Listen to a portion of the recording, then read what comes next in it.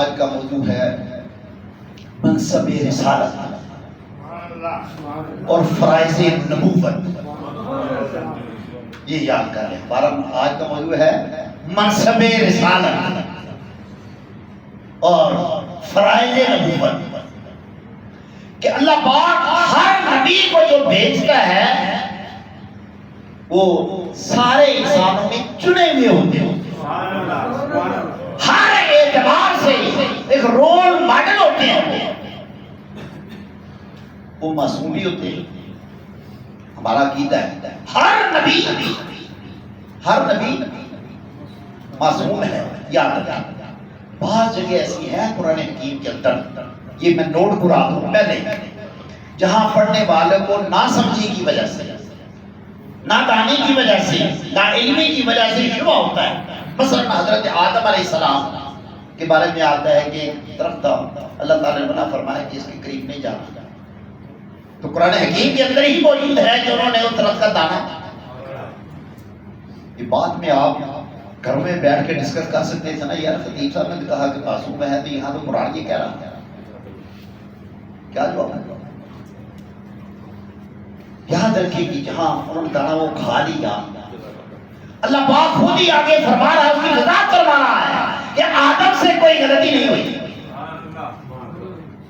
جب تک وہ نہیں پڑھیں گے تو آپ گناہ ہوگا کہ آدم علیہ السلام نے نعوذ باللہ من ذالک گناہ کیا، غلطی کی. جبکہ اللہ نے خود ہی اس غلطی کی تردید فرما دی. اب وقت نہیں کہ وہ آیا پڑھو حافظہ بیٹھے پوچھ سکتے ہیں کہ آدم علیہ السلام سے کوئی غلطی نہیں ہوئی. کیونکہ اللہ تعالیٰ کی ایک حکمت تھی کہ یہ کام کروا کے بتانا تھا کہ اگر اللہ کے کسی بندے سے کوئی ایسی خطا ہو جائے اسے کرنا کیا چاہیے. دنیا کو سمجھانے کے لیے تھا. خود ہی یہ ایک راستہ اختیار فرمایا. حکمت اسی کا نام ہے کہ آدم نے اگر وہ کھا لیا، ہم نے روکا تھا، لیکن اب اسے اگر یہ ہوئی تو پھر کیا ہوا؟ وہ 300 سال دن اور رات روتے رہے. یہ بتانا اصل مقصود تھا. اے میرے محبوب کے غلاموں، تم سے بھی اگر کوئی غلطی ہو جائے تو پھر نبی کی سنت بھی تو سامنے رکھو نا. ہم تک جائیں گے اس چکر میں کہ دیکھو جی آدم سے غلطی ہو گئی. حضرت یونس علیہ السلام بڑی مچھلی کے پیٹ میں گئے. انہوں نے ایک وظیفہ پڑھا تھا، اس میں مچھلی کے پیٹ میں قرآن کے اندر موجود. میں قرآن سے بات نہیں کرتا تھا. لا الہ الا انت سبحانک. سنا ہوا سب نے؟ یہ قرآن ہے کہ نہیں؟ کہ حضرت یونس علیہ السلام یہ پڑھ رہے ہیں لا الہ الا انت سبحانک انی کنت من الظالمین. یا اللہ تو پاک ہے، بے نیاز ہے، لیکن میں ظالموں میں سے ہوں. کوئی آدمی یہاں اٹھ کے کوئی جرت کر سکتا ہے کہ کہیں گے جی حضرت یونس علیہ السلام نے اپنے بارے میں کہا میں تو ظالموں میں سے ہوں؟ حضرت یونس علیہ السلام ظالم تھے؟ جی یہی ہماری کم علمی ہے، کم فہمی ہے. ہم پوری تحقیق کیے بغیر فوراً انگلی اٹھا دیتی ہے نبی پر. انہوں نے اگر اپنے آپ کو کہا وہ 1000 بار کہے، 1,00,000 بار کہے اللہ کا نبی ہے، جتنا قرب زیادہ ہے اتنا ڈر زیادہ ہے. جتنا اللہ کے قریب ہوگا اتنا ڈر زیادہ ہے.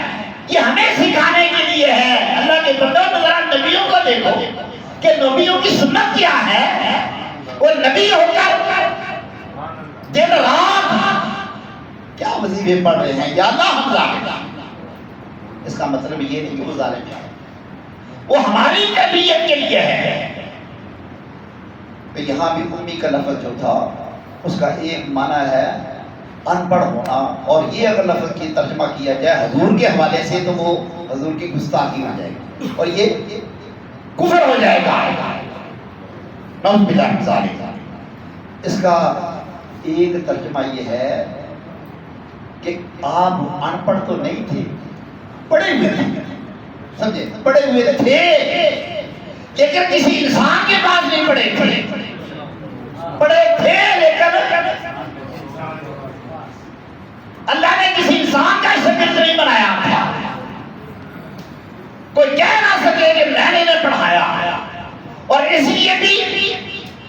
اگر آپ لوگوں کے سامنے اس وقت پڑھتے لکھتے سامنے سب کے سامنے تو کوئی الزام لگا سکتا تھا یہ جو کہتا ہے یہ اللہ کا قرآن کلام ہے، وہ کہہ سکتا تھا یہ پڑھا لکھا آدمی ہے، یہ خود ہی رات کو بیٹھتا ہے اور بیٹھ کے لکھتا جاتا ہے اور صبح اٹھ کے اعلان کر دیتا ہے یہ تو خدا کا کلام ہے۔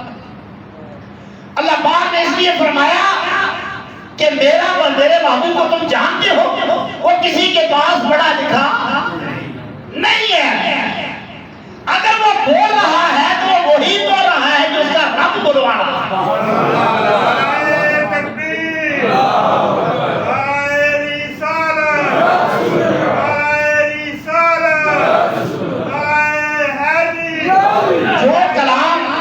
جو کلام وہ کر رہا ہے وہ کلام اس کا اپنا بنایا ہوا نہیں، تم خود گواہ ہو کہ کسی کے پاس وہ پڑھنے کے لیے گیا ہی نہیں۔